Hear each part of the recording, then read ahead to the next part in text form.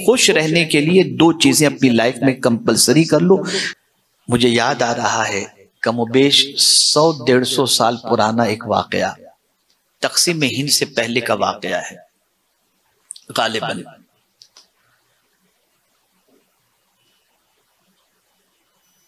European countries से किसी एक कंट्री से एक कपल हिंदुस्तान आया,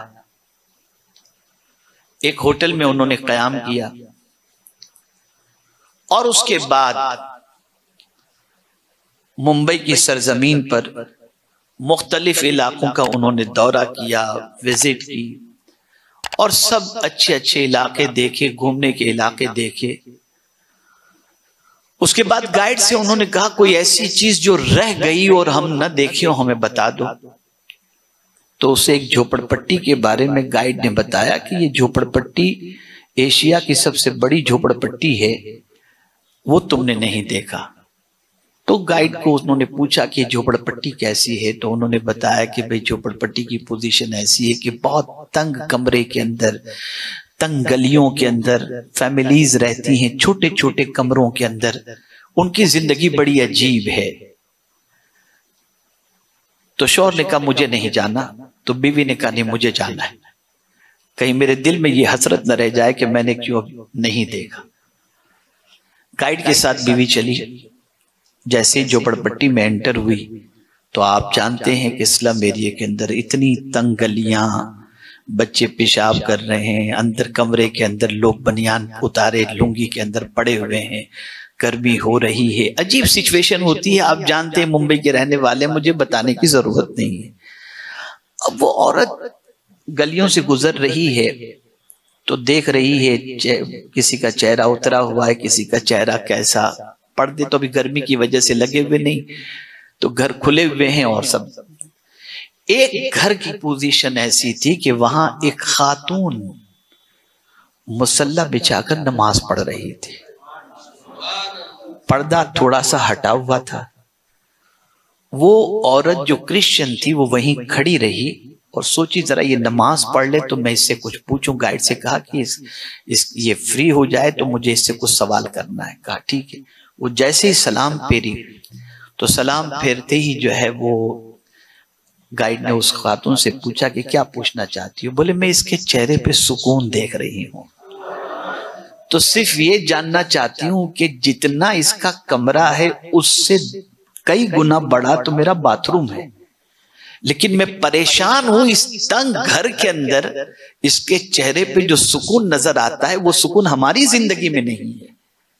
तो आखिर क्या इसके दिमाग के अंदर चीज है जिसकी वजह से वो इतनी मुतमईन है और इतनी खुश है, जरा इससे पूछो।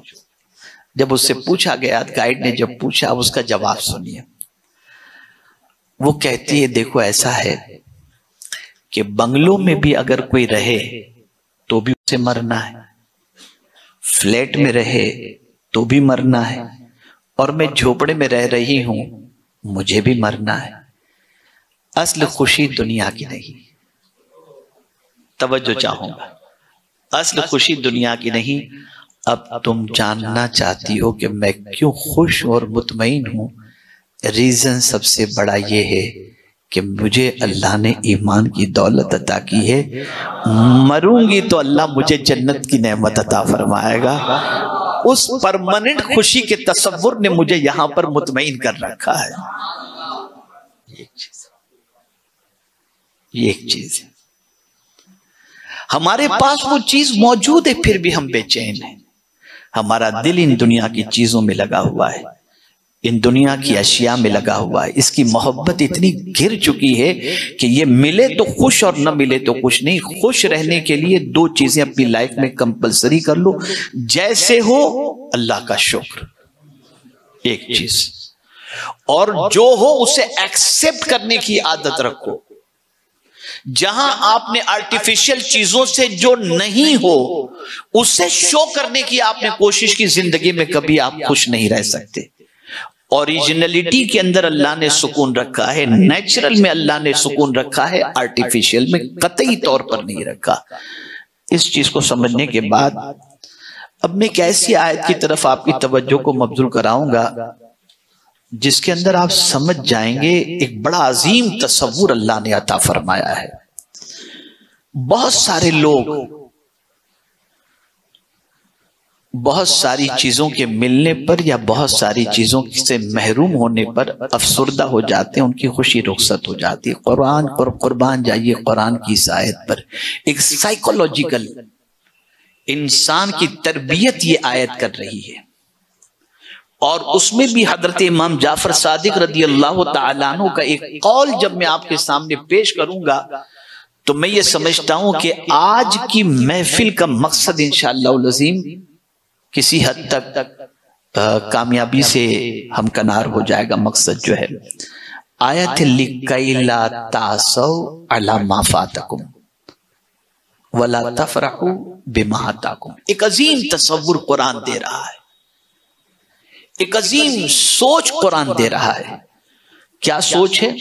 कुरान कह रहा है इसलिए कि गम न खाओ उस पर जो हाथ से जाए। मिसाल के तौर पर पहले अरबपति थे, अब हमारी पोजीशन ये हो गई, इस पर गम मत खाओ। क्यों? मैं इसका रीजन बताऊंगा। जो कुछ तुम्हारे हाथ से चला गया उस पर गम मत खाओ, और इसी के साथ साथ और उस पर भी खुश मत हो जाना जो तुम्हें अल्लाह ने दिया है। दोनों चीज कितना अजीम पहलू है।